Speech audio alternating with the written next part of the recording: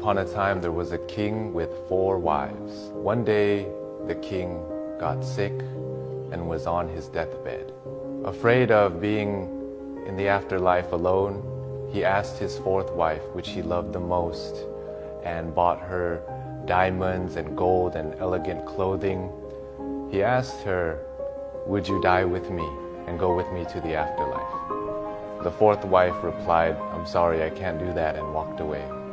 He also loved his 3rd wife and was very proud and would always show her off to neighboring kingdoms.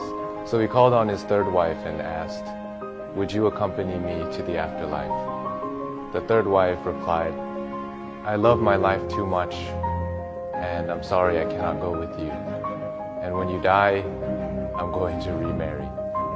His 2nd wife has always been there for him in his times of need, so he asked, "Would you accompany me to the afterlife?"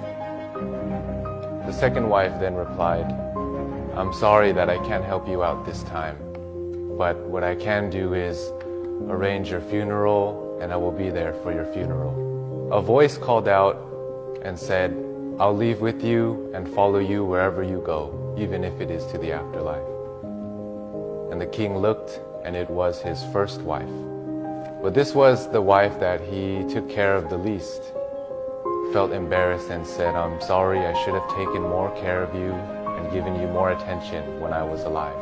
The moral of this story is that we all have 4 wives. Our 4th wife is our body. We like to decorate it with nice jewelry, nice clothing, but in the end, it can't follow us to the afterlife. The 3rd wife represents our possessions. We spend so much time trying to gather possessions, but in the end, they cannot follow us to the afterlife. It will be given to other people and divided. Just like the 3rd wife said, she's going to remarry. The 2nd wife, our friends and family. We trust them. They're always there for us in times of need. But the furthest they can go with us is to our funeral and send us off. Our 1st wife, the 1st wife represents our soul. We usually neglect taking care of our soul.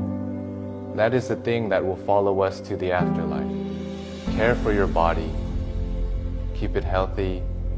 Enjoy your possessions and the comfort they provide. Cherish your friends and family for the love that they provide. But don't forget to take care of your soul. Nourish your soul. Take time to be alone. Take time to pray. Take time to meditate, because it is the source of all of your life and your most faithful friend.